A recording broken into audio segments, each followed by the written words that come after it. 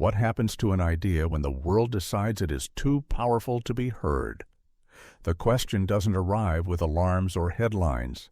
It enters quietly through a locked filing cabinet, a stamped document, a conversation that ends mid-sentence. Somewhere between inspiration and understanding, a door closes. Not because an idea has failed, but because it has unsettled something larger than itself. This story begins in those quiet spaces. In the public imagination, progress is a straight line. An inventor discovers something new. The discovery is tested, debated, refined, and eventually folded into daily life. Electricity lights our homes. Engines move us across continents. Medicine extends our years. This is the version of history we tell ourselves because it feels orderly, earned, and fair. But beneath that smooth surface lies another history, one that is rarely taught, rarely discussed, and almost never resolved. It is the history of ideas that did not disappear because they were disproven, but because they were interrupted. In the mid-20th century, a legal mechanism emerged that allowed governments to quietly intervene in the act of invention itself. Without public trials or announcements, certain patents could be sealed. Inventors could be instructed to stop speaking. Prototypes could be confiscated. The reasoning was often brief and final: national security. At first glance, this seems reasonable. Some ideas truly are dangerous: weapons, surveillance systems, tools of war. Few would argue that all knowledge should be instantly public. But over time, the boundaries blurred. Energy systems, medical devices, propulsion concepts, material science. Technologies with no obvious weapon attached found themselves folded into silence. The public rarely noticed. These were not household names. Most inventors worked alone or in small labs, driven by curiosity more than fame. When the door closed, it closed quietly. No protests, no headlines, just a letter, a warning, and the understanding that further pursuit would come with consequences. What makes these stories unsettling is not the claim that every suppressed idea would have changed the world. Many likely would not have worked as hoped. Some may have failed entirely. Science is full of dead ends, and that is not a tragedy. It is the process. The unease comes from uncertainty. If an idea truly does nothing, why prevent discussion of it? If a device cannot work, why forbid its construction? If a theory collapses under scrutiny, why seal the scrutiny itself? These questions linger because they point beyond individual inventions towards something more human. Our relationship with knowledge. Our fear of disruption. Our desire to manage the future by controlling the present. For the inventors caught in this space, the experience was deeply personal. Years of work reduced to silence. Careers redirected not by failure, but by prohibition. Some accepted classified contracts and continued in secrecy. Others refused and watched their work evaporate. A few spent decades appealing decisions that were never meant to be reversed. Their names rarely appear in textbooks. Their ideas survive only as fragments, rumors, redacted pages, and the testimony of those who were told to stop asking questions. This documentary journey is not about proving that these inventions worked. That is not the point. It is about understanding what happens when curiosity collides with control. When the open-ended nature of discovery meets institutions built to minimize uncertainty. Across the next chapters, we will move through stories of energy and motion, matter and memory. Each begins with a moment of promise. Each ends in silence. Between those moments lies a tension that defines modern civilization, the belief that knowledge should advance humanity, and the fear that some advances arrive before we are ready to live with them. The question we carry forward is a simple one. How much of our future has already been imagined and quietly set aside? It started in a modest lab with a beaker, some wires, and a spark of hope. In March 1989, two chemists, Martin Fleischmann and Stanley Pons, stood before microphones and made a claim that could have rewritten the world's energy equation. They said they had achieved cold fusion, nuclear fusion at room temperature inside a simple electrochemical cell. If true, it meant clean, limitless energy. No reactors, no radiation, just water, electricity, and the right configuration. It could have dismantled the global dependence on fossil fuels and decentralized energy production forever. The scientific community responded as expected, with scrutiny, skepticism, and attempts at replication. And one by one, those replication attempts failed. Cold fusion was dismissed as a scientific error, a case of researchers seeing what they wanted to see. But not everything added up. Before the public announcement, Pons and Fleischmann had filed patent applications detailing their device. The U.S. Patent Office initially accepted them for examination. Then something unusual happened. In July 1989, those applications were seized under a secrecy order. Not rejected, not shelved, classified. The official explanation? The contents were deemed detrimental to national security. No further details were given. Overnight, the apparatus could no longer be discussed. Certain data could not be published. The scientists were warned of prosecution if they revealed aspects of their own invention. And the world, which had briefly looked toward a new energy dawn, moved on. The contradiction was hard to ignore. If cold fusion didn't work, why silence it? Why not let it fade into obscurity through scientific consensus? Why prevent discussion of a device that, according to mainstream understanding, did nothing? Over the years, speculation lingered. Some believe the original experiment had accidentally triggered a real but unstable effect, one that Fleischmann and Pons couldn't reproduce consistently. Others believe the patent contained overlooked technical details that, if followed precisely, could unlock a viable fusion reaction. The secrecy order was partially lifted in 2004. Portions of the design were made public. The electrochemical cell layout, the type of palladium used. But other sections, those dealing with electrical pulse characteristics and isotopic compositions, remained blacked out. What remained whispered were the quiet confirmations. Researchers within classified Department of Energy programs reportedly achieved positive results using suppressed aspects of the design. But these confirmations, too, were sealed behind doors labeled national interest. Martin Fleischmann died in 2012. Stanley Pons moved to France, leaving academia behind. Their invention, real or flawed, remains a ghost in the archives.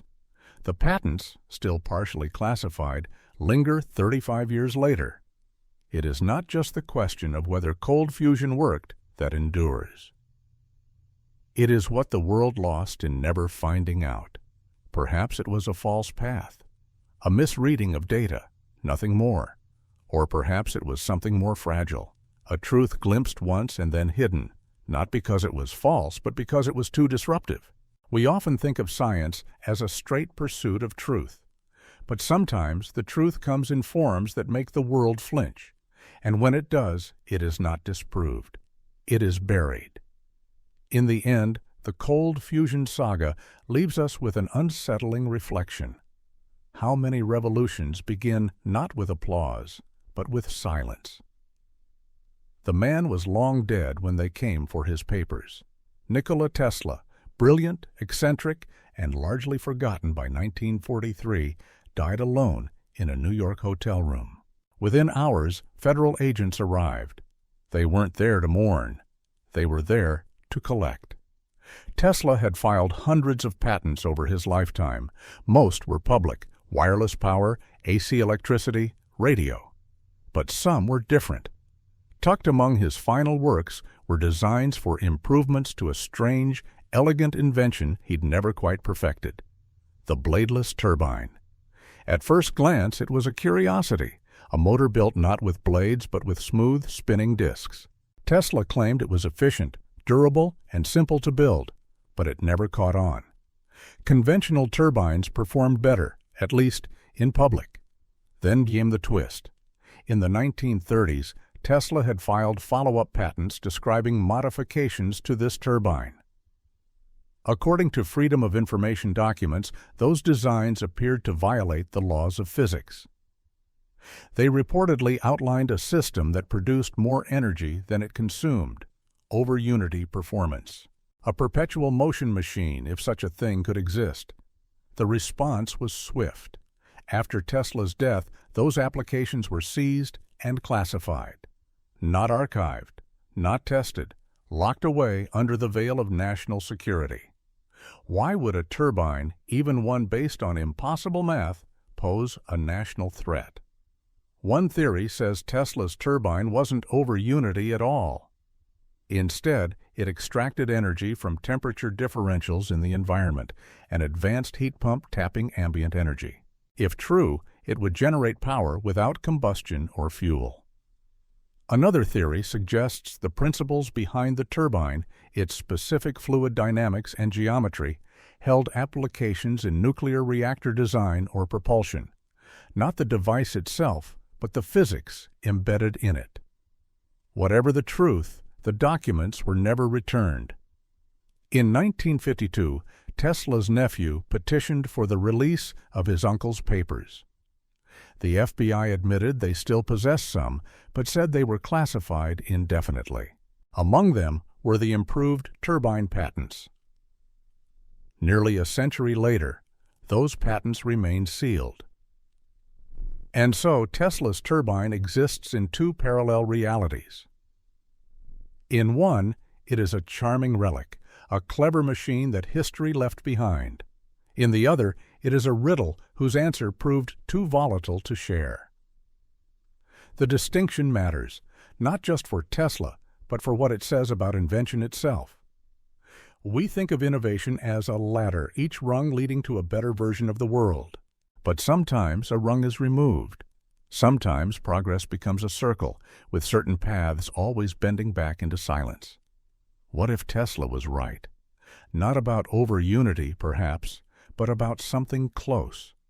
A method for extracting energy that defied conventional limits, not by breaking the rules, but by writing new ones.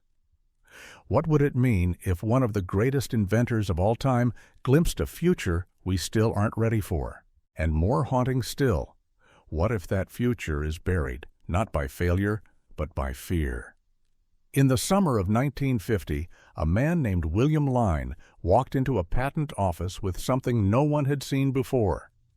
His application described a propulsion system, one that generated thrust without fuel, without combustion, and without expelling anything at all. The device used electrostatic fields to push against space itself. If true, it defied Newton's third law. No equal and opposite reaction, just motion. From stillness.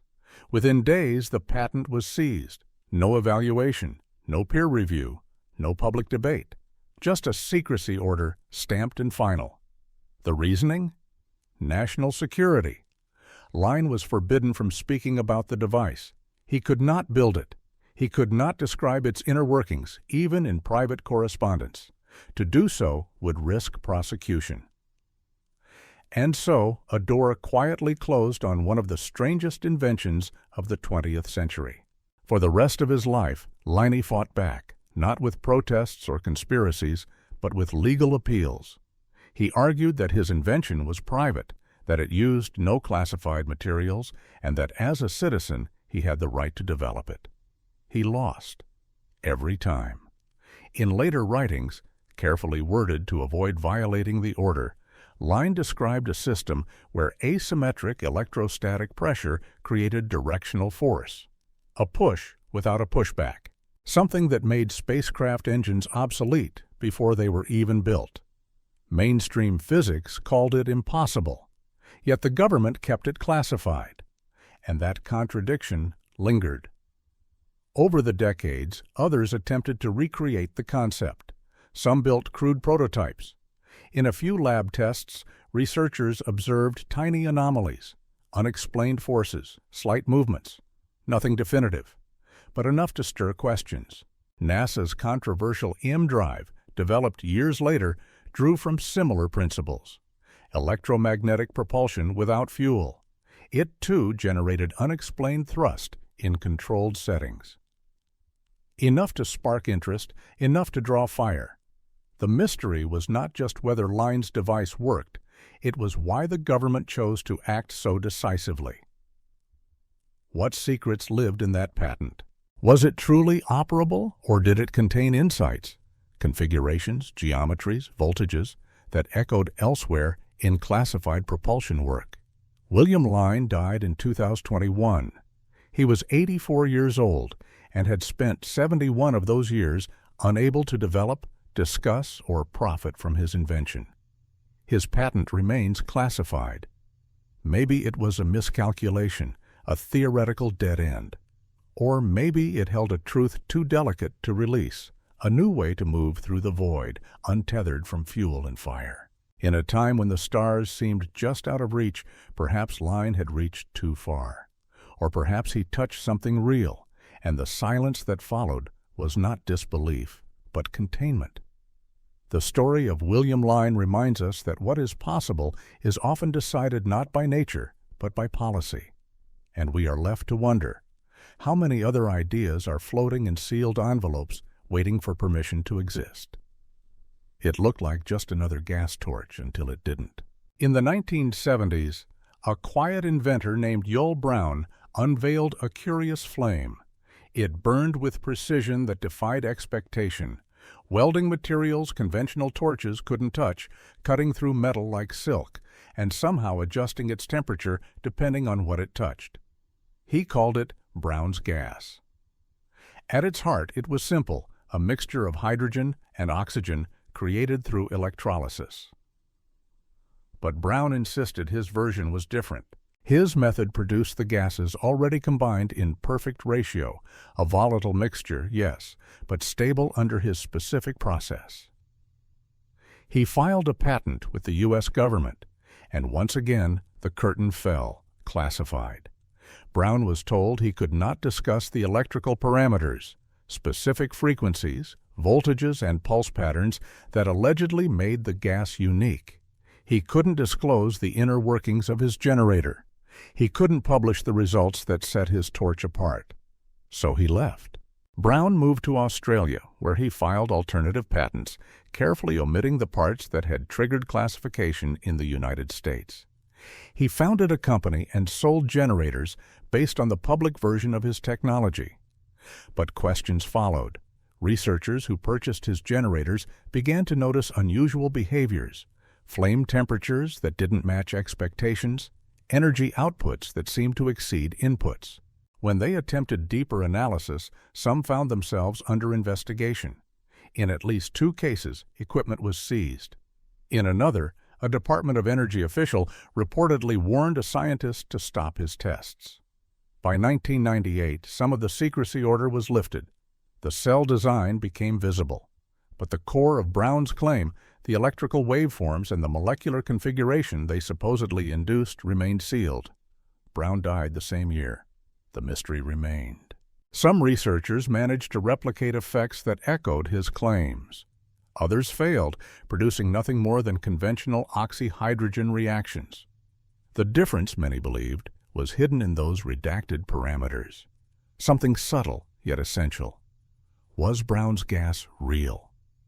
Not the flame itself, we know that was real, but the claimed properties. The temperature-shifting, energy-storing, structure-altering behavior he described. Or was it a brilliant illusion built on misunderstandings and coincidences? If it was nothing, why the secrecy? Brown's story touches something deeper than chemistry. It touches the boundary between known and unknown, between flame and mystery. It raises the question, can the arrangement of electricity and matter produce not just reactions, but transformations? Not just energy, but something alive with intention? Maybe Brown discovered a bridge between states we didn't know could connect. Or maybe he walked too close to a line, and the response was to erase it, just in case. In the flicker of his torch, we glimpse a world where energy bends to frequency, where flame becomes memory, and where a man's invention burns brightly only to be sealed in darkness. The patents, even now, remain partially classified, and the flame, like the truth, dances just beyond reach. Sometimes revolution begins with a sphere of glowing plasma held between metal grids. In the quiet years after inventing electronic television, Philo Farnsworth turned his brilliance toward something even more ambitious: fusion. Not the towering billion-dollar reactors built in government labs, but something small, personal, accessible. He called it the fuser. The public version of the fuser was no secret. It used electric fields to accelerate ions to collide and occasionally fuse. It worked, but it wasn't efficient. It consumed more energy than it produced. Hobbyists could build one in their garage, creating neutrons but not power. But Farnsworth believed he had gone further. In 1967, he filed patents for modifications to the fuser, alterations he claimed would achieve net energy gain. Not just fusion, but useful fusion. Power from a desktop device. The patent was accepted, then sealed, classified. Farnsworth was told he could not build the device. He couldn't talk about the modifications or even confirm they existed. When he refused to transfer control of the work to the Atomic Energy Commission, funding dried up. His company folded. The dream evaporated.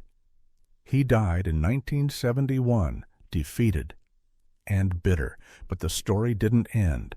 According to his wife Elma, Farnsworth had achieved brief moments of net energy output, plasma configurations that sustained themselves with minimal input, not just sparks of fusion, but self-reinforcing fields.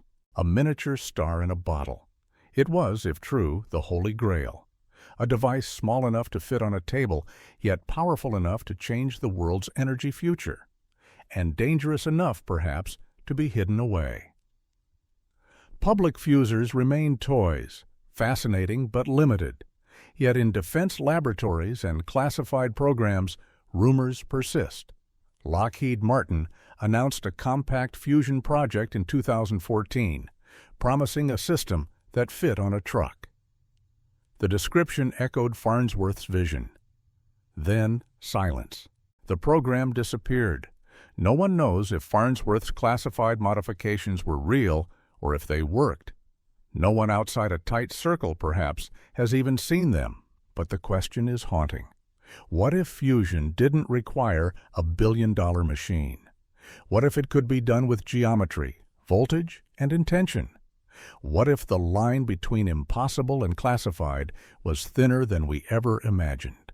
The tragedy of Farnsworth's story is not just what he may have discovered, but what he believed: that such power should belong to the people, not be sealed in labs or wielded as leverage. He wanted to share it, and for that he was told to stop. The patents remain hidden, the dream remains uncertain. But the glow of that plasma, brief, beautiful, and self-contained, reminds us that some stars are born not in the sky, but in silence. And they do not burn out. They are switched off. The lab was filled with wires, coils, and a quiet hum of something unexplainable. In the early 1980s, a Canadian experimenter named John Hutchison began conducting chaotic, overlapping tests with Tesla coils, radio frequency generators, and high-voltage devices. He wasn't following a plan. He was exploring the unknown. And then something strange happened.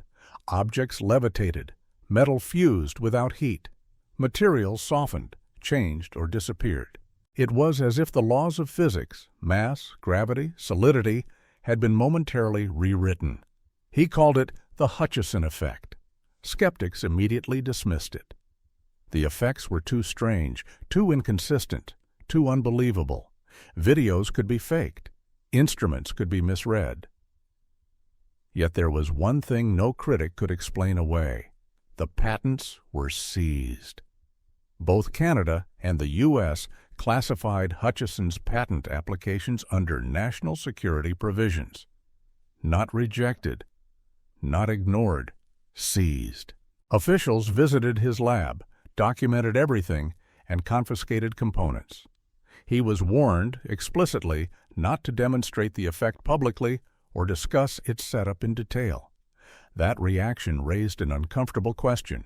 If it was a hoax, why treat it as a threat? Hutchison's devices were crude. His lab looked more like a sci-fi junkyard than a government lab, but perhaps that was part of the concern. If real effects were being produced, however inconsistently, using off-the-shelf equipment and untrained intuition, what did that say about control? The precise configuration of the effect remains classified. Hutchison has continued experimenting, carefully avoiding the conditions that triggered the orders. He knows what line not to cross. Over the years, defense agencies have reportedly explored similar phenomena. DARPA programs into electromagnetic manipulation. Military documents describing levitation and material anomalies under high-voltage exposure. Some of these papers remain sealed. Some echo Hutchison's own videos. Still, mainstream science shrugs. The effects are unrepeatable, the data unclear. But classification doesn't lie. Something in Hutchison's setup was considered sensitive. Not everything needs to be provable to be dangerous. Sometimes, the danger lies in the possibility. What if matter and energy can be altered in ways we barely understand? What if gravity itself can be disturbed, not through planetary forces, but through harmonics and fields? Or perhaps the real threat isn't the Hutchison effect. It's the fact that someone like Hutchison found it. Not a physicist in a lab, but a curious mind in a cluttered room. That is the pattern that emerges again and again. Breakthroughs made not through doctrine, but through disorder. And when those breakthroughs touch something real, something that shouldn't be possible, the response isn't celebration. It's silence. And so, the Hutchison effect remains in limbo. Too strange to be accepted. Too real to be ignored. And in that tension, we glimpse something profound. That the universe may be weirder than we allow. And someone, somewhere, doesn't want us to know just how weird it gets. He called it radiant energy. But what Thomas Henry Moray claimed to have discovered in the 1930s was something even stranger, power from nowhere. He demonstrated it in the mountains of Utah, remote, cold, and far from any power lines. There, using a suitcase-sized device with unusual vacuum tubes, he lit lamps, powered appliances, and ran radios. No batteries, no wires, just energy drawn from the sky. Observers were baffled. They couldn't explain what they saw, but they couldn't deny it either. Then came the pushback. Moray filed patents, but they were rejected, not because they failed, but because they were labeled as describing perpetual motion. Behind closed doors, memos surfaced later showing that government agencies viewed his work as credible. Credible enough to worry about. Then the slow suffocation began. Equipment was confiscated. His lab was broken into. His prototype was destroyed in a mysterious act of vandalism. And then the rules changed. In 1951, the Invention Secrecy Act became law, and Moray's refiled applications were swiftly classified. He was forbidden to rebuild, forbidden to speak. What was this device? Moray described it as a receiver, not a generator. It tapped into something ambient, perhaps cosmic rays, perhaps something more subtle, a field of energy that surrounded us but remained invisible. His vacuum tubes were built from proprietary materials tuned to detect and convert this background energy into usable power. Skeptics cried fraud. They still do. But documents show that military labs tried to recreate his work, that agencies watched him, that secrecy orders came swiftly once the law allowed them. Why? Because if true, Moray's device would have rewritten everything. Electricity without fuel, power without infrastructure, independence at a scale that could unmake empires. And so the silence descended. Moray fought for years, not just to build his invention, but to be heard. He died in 1974, his device lost, his papers scattered, and his legacy confined to whispers. But something remains. Witnesses, diagrams, memos, a story that refuses to vanish. And that lingering question, what was he tapping into? Was it a field science has not yet named? An undiscovered property of space? Or was it something else entirely, an error elevated by hope? We may never know, but in the margins of Moray's story, we glimpse a possibility that haunts the imagination, that the universe may offer energy not through conquest, but through reception, that silence itself might be a source, and that the most dangerous invention of all is the one that requires nothing in return. No smoke, no wires, no sound, only the steady hum of something we were never meant to harness, at least not yet. In the early 1990s, a Russian physicist named Eugene Podkletnov made a claim that rippled through the scientific world like a low tremor beneath stone. He said he had found a way to reduce gravity. His experiment was deceptively simple: a ceramic superconducting disk, cooled to cryogenic temperatures, spinning within a magnetic field. When activated, it appeared to reduce the weight of objects placed above it by as much as 2%. It was as if gravity had loosened its grip. At first, the reaction was tentative curiosity. Podkletnov's initial paper was accepted by a peer-reviewed journal, but before it could be published, the paper was withdrawn. He was pressured to stop speaking. Soon after, he lost his position. Funding disappeared. He continued his work in private. Then came the classification. Podkletnov filed patent applications in multiple countries.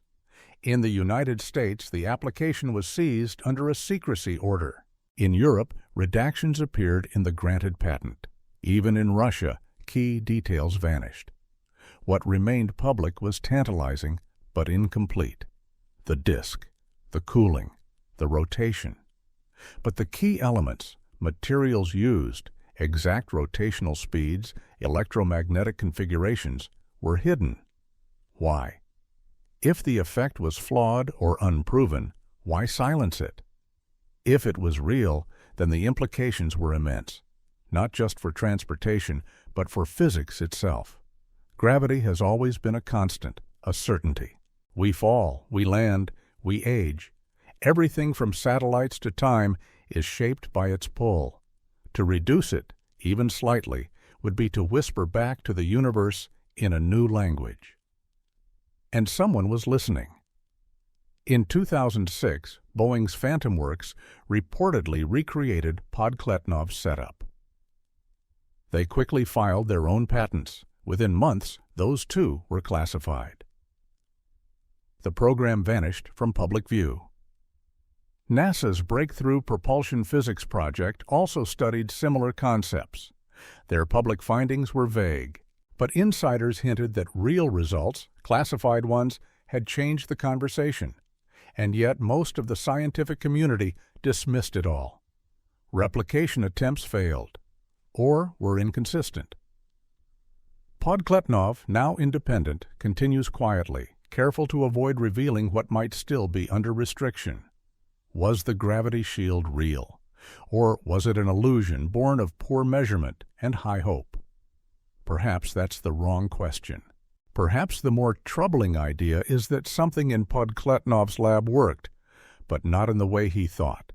Maybe the effect wasn't anti-gravity, but some other interaction, some new corner of physics, still unnamed. And maybe, just maybe, that corner is now being explored behind locked doors. Because to control gravity, even a little, is to control movement, energy, and the architecture of reality itself. The power to fall slower is the power to rise.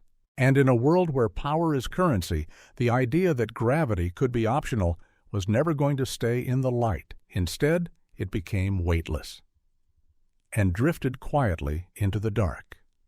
In a small lab in California during the 1930s, a man named Royal Raymond Rife stared into a microscope unlike any the world had seen. He claimed it could magnify living viruses in real time, an optical impossibility. said his peers. But that was only the beginning. Rife wasn't just observing, he was targeting.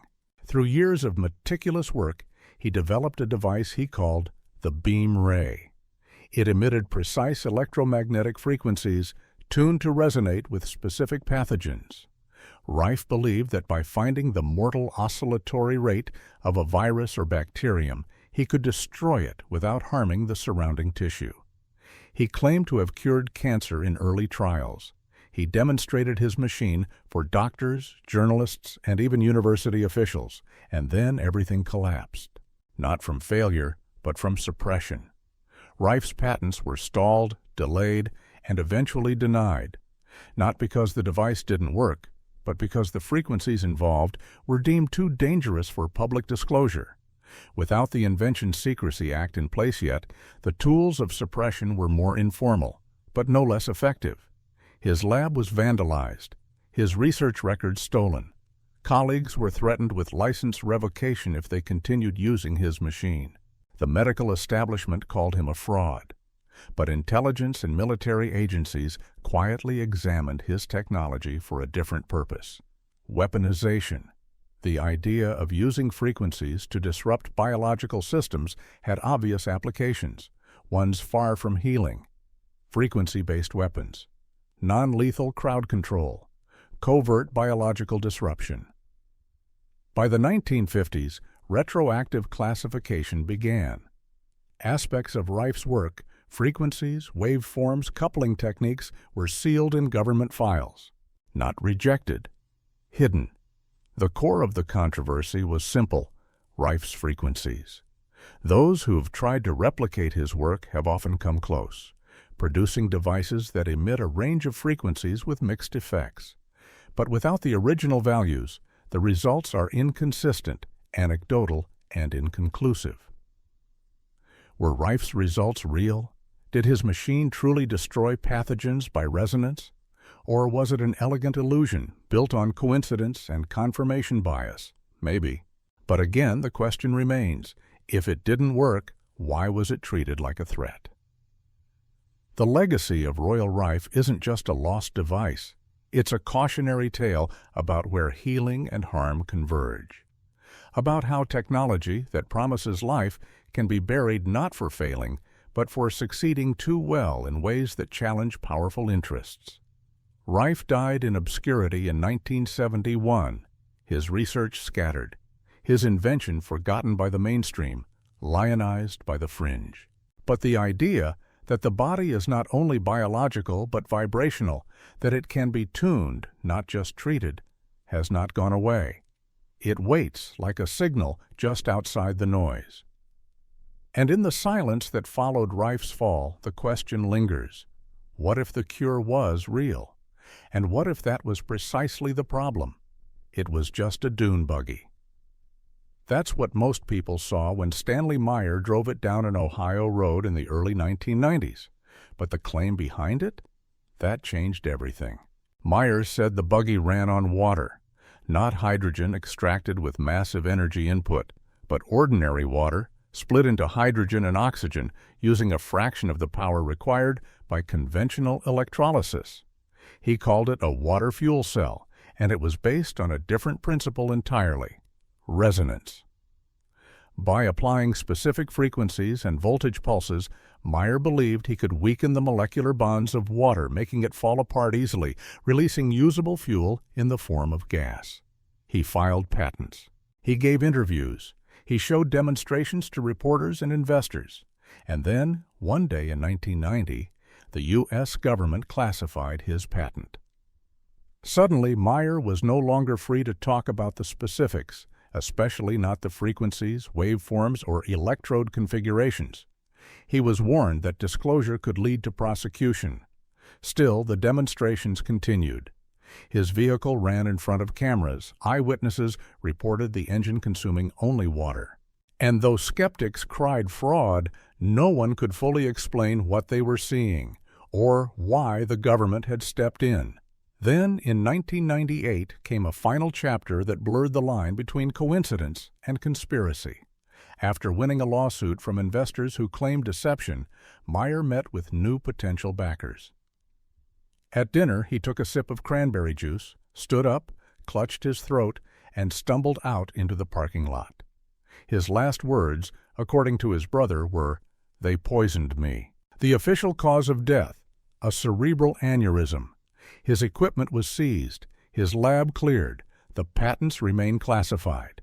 And so, the water fuel cell became another ghost in the machine of invention. Was Meyer's technology real? Could he truly split water with minimal input using resonance? Some researchers have tried to replicate his process. A few report unusual efficiencies.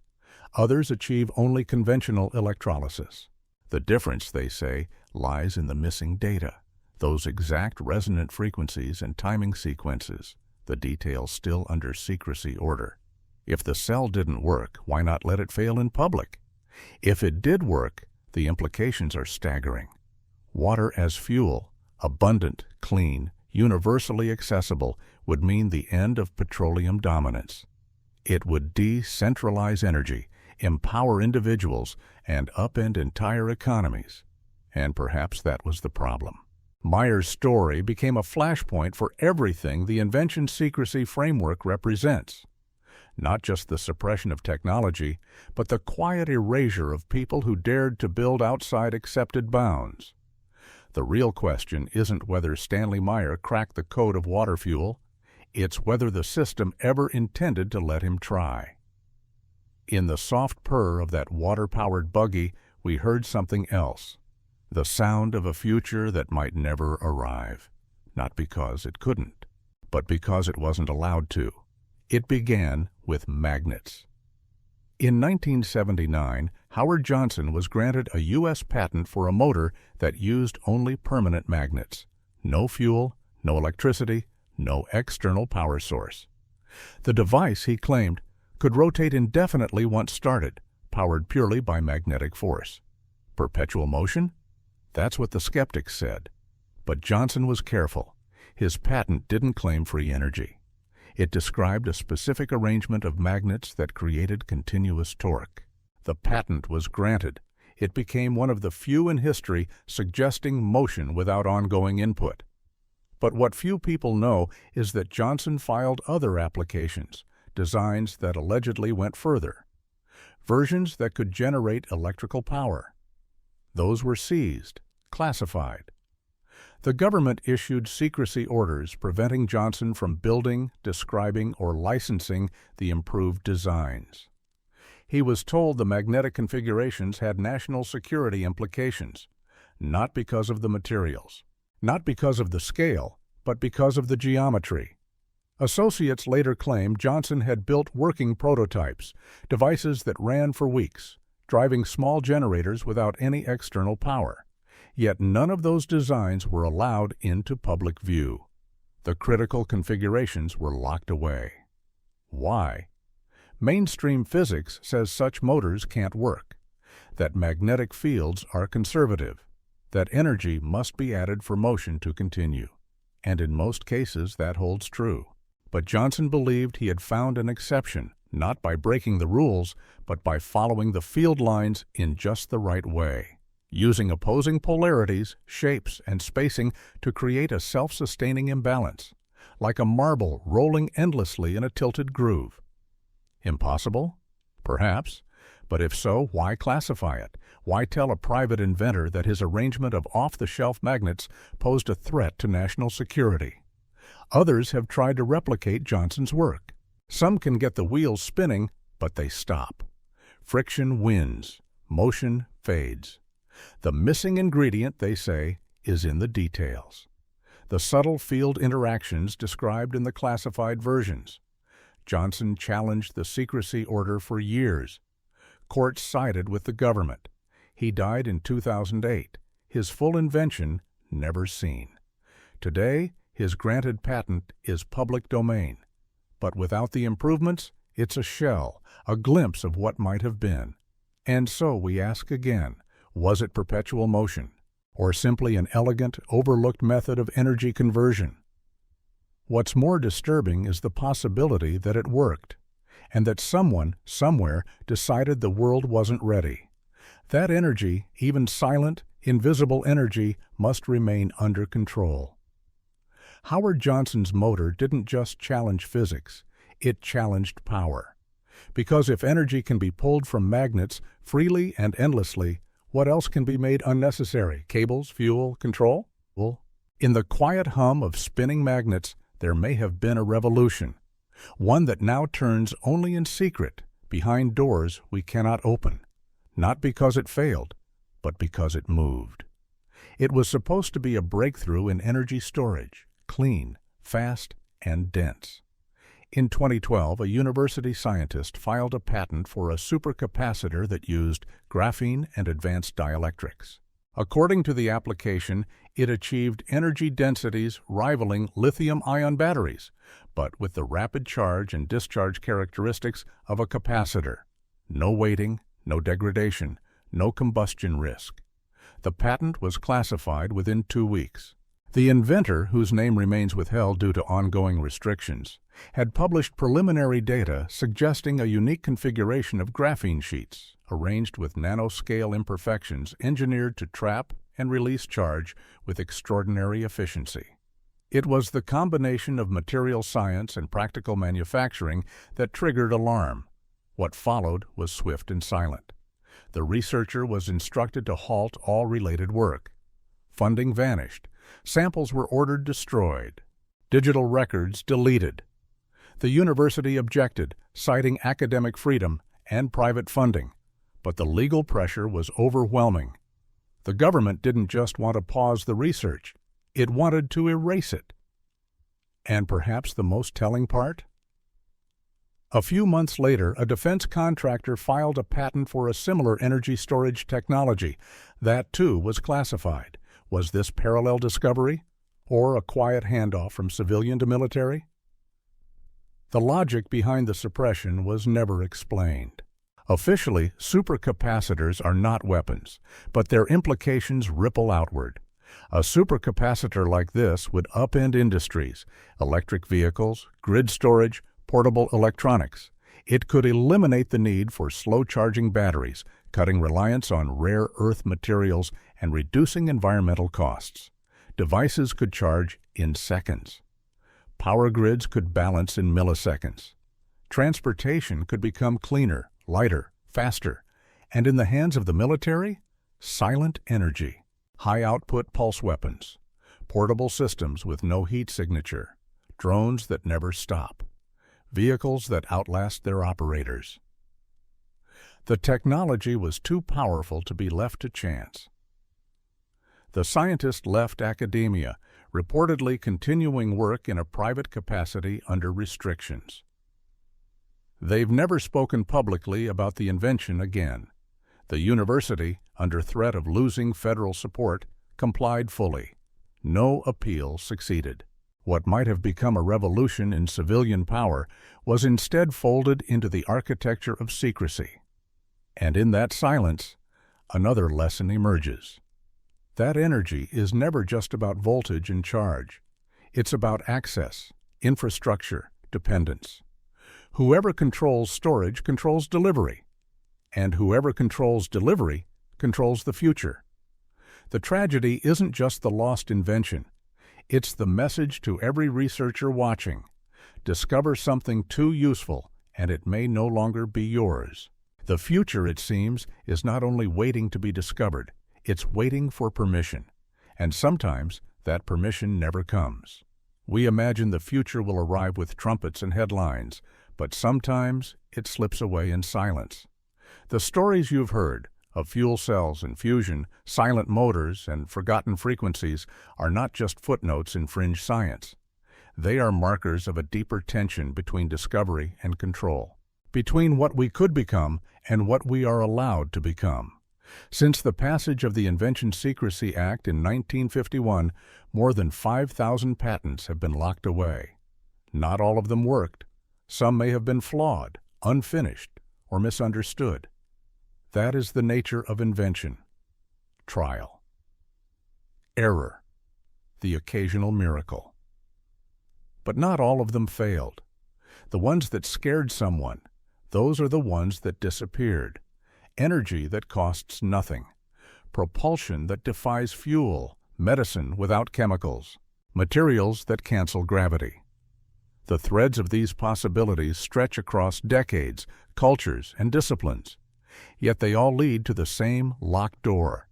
And behind that door is not just secrecy, it's fear. Fear of destabilization, of economic disruption, of power shifting hands, from governments and corporations to the individual. Because if energy becomes free, who controls the grid? If medicine is vibration, what happens to the pharmacy? If movement doesn't require combustion, what becomes of war? The silence is not proof of conspiracy. It is evidence of fragility, of a system not built to absorb too much change too quickly. And so the most revolutionary ideas are not disproven.